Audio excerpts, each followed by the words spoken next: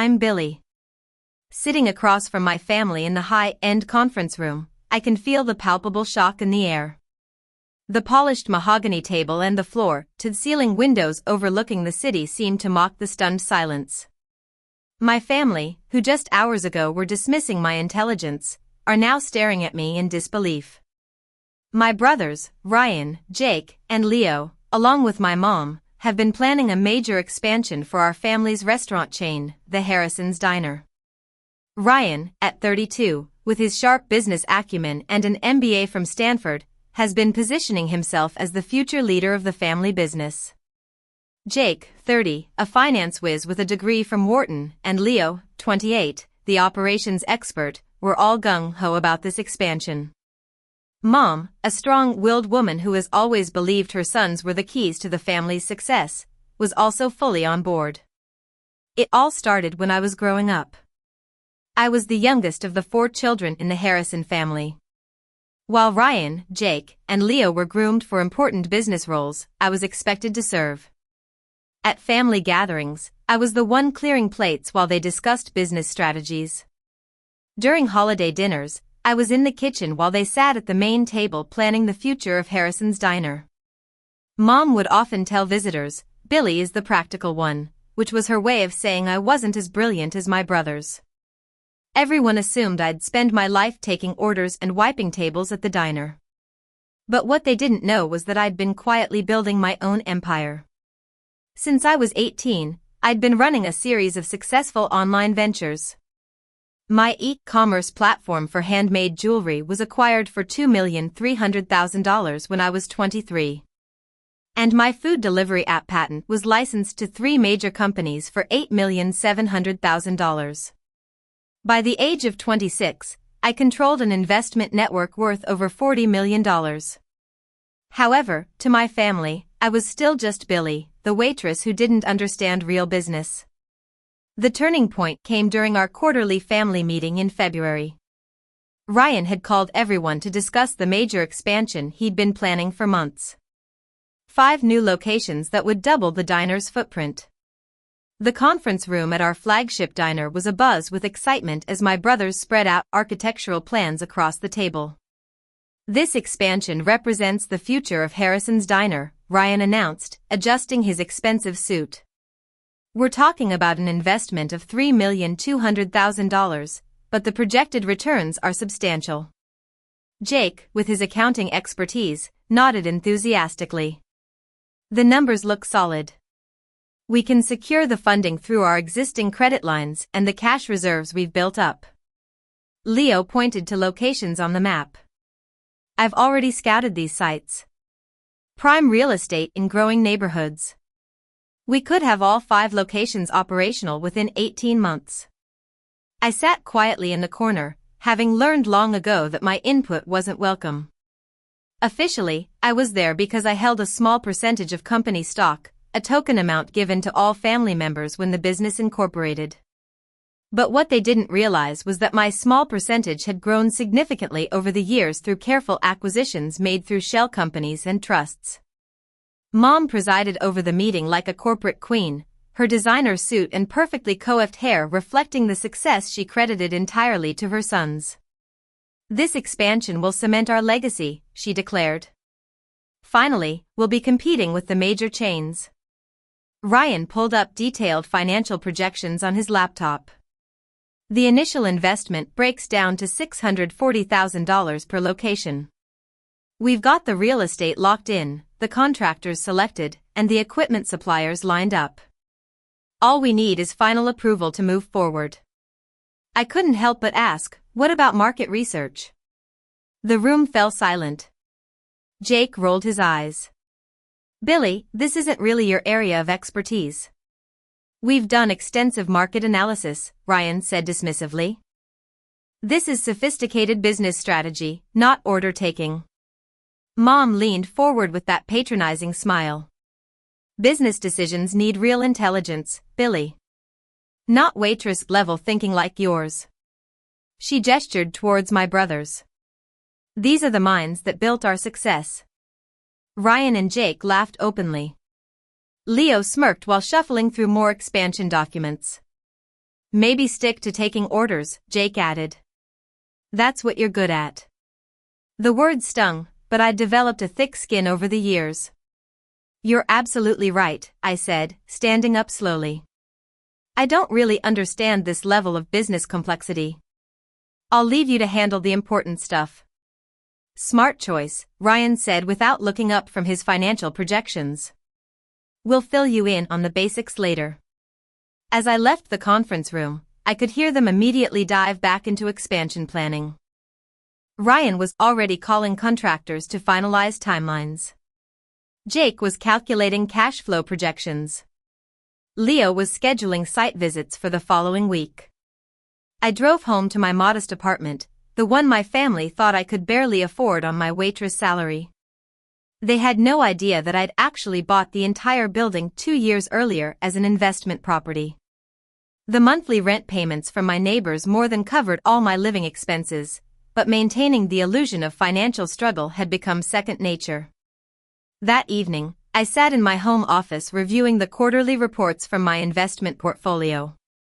My holdings had grown substantially over the past year, including some acquisitions I'd made through my attorney that my family would find very interesting.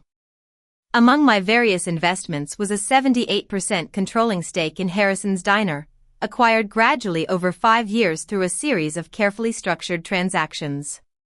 It all started 3 years ago when the diner needed capital for equipment upgrades. Ryan had approached several investors, but the terms were unfavorable. Through my lawyer, I'd offered financing through a silent partnership structure, allowing the family to maintain operational control while I provided the necessary capital. The arrangement was so discreet that even our family accountant wasn't fully aware of the ownership structure. Over time, as the business needed additional funding for renovations, equipment, and working capital, my investment had grown. Each transaction was documented properly and filed with the state, but the complex ownership structure kept my identity hidden behind corporate entities. The next morning, I was scheduled for an early shift at our main diner, serving breakfast to the regular customers who'd watched me grow up. Mrs. Thompson ordered her usual coffee and pancakes, asking about my family with genuine warmth. Your brothers are doing so well with the business expansion, she said proudly. Your parents must be so proud of all their successful children. I smiled and refilled her coffee. They're definitely excited about the future. Around 10:30, I was clearing tables when Ryan burst through the diner doors, his face flushed with panic. Jake followed close behind, clutching his phone like a lifeline. Leo brought up the rear, looking confused and worried. Billy, Ryan called out sharply. We need to talk now. I sat down the coffee pot and walked over calmly. What's going on? Our accountant just called, Jake said, his voice tight with stress. Apparently, the expansion can't proceed without approval from some silent partner we've never heard of. Ryan was pacing now, running his hands through his hair. This makes no sense. We've been planning this expansion for months. We have the funding secured. How can some mystery investor just block our entire plan? I wiped my hands on my apron, maintaining the calm demeanor that had served me well over the years. That does sound complicated. What did the accountant say exactly? He said the silent partner owns 78% of the company, Leo explained, looking genuinely bewildered. According to the ownership documents, any major expenditure over $500,000 requires their written approval. Ryan slammed his fist on the nearest table, making the salt and pepper shakers jump. This is ridiculous. We built this business. We run every aspect of operations. How can some faceless investor have veto power over our decisions? Jake was scrolling frantically through his phone, probably trying to reach their lawyer. The accountant said all the documentation is legitimate, filed with the state. Everything properly recorded, but the ownership structure is so complex that he never realized how much control this silent partner actually has. What I don't understand, Leo said slowly, is how we never knew about this. I mean, 78%. That's massive. How does someone accumulate that much ownership without us knowing? I continued wiping down tables, listening to their increasingly frantic discussion. Maybe they need more information from your accountant. Sometimes these business structures are complicated. Ryan whirled around to face me, his frustration boiling over. Billy, this is serious business crisis management. Can you please just focus on your tables and let us handle this? Of course, I said quietly. I'm sure you'll figure it out. But their crisis was just beginning. Over the next hour, their phone calls multiplied. The lawyer confirmed that the ownership structure was legally binding. The bank explained that the loan approval was contingent on majority shareholder consent. The contractors wanted to know if they should proceed with site preparation or put everything on hold.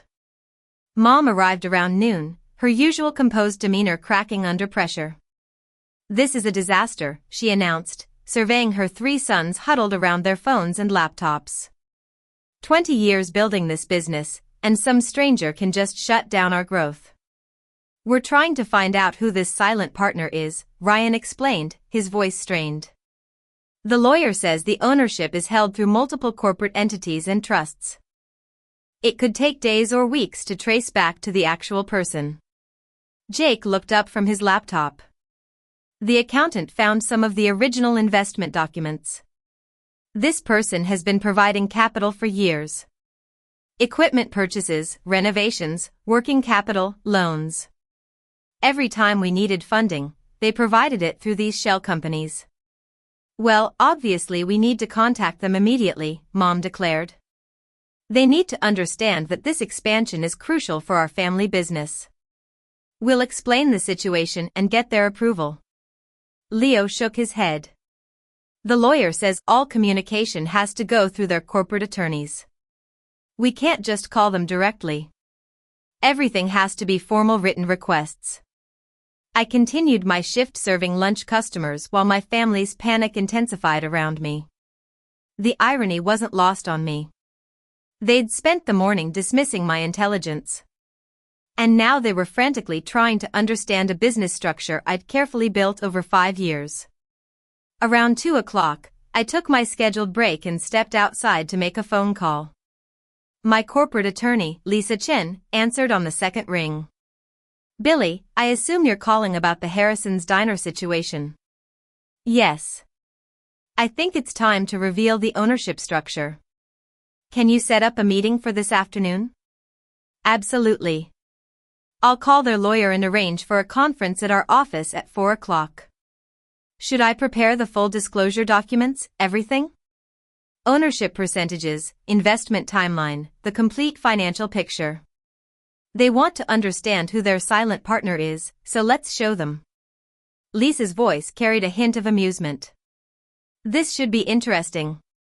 I'll have all the documentation ready. I returned to work for the rest of my shift, watching my family's stress levels rise as they fielded more calls from contractors, suppliers, and investors. Their confident expansion plans had crumbled in a matter of hours, replaced by the reality that they weren't actually in control of the business they thought they owned.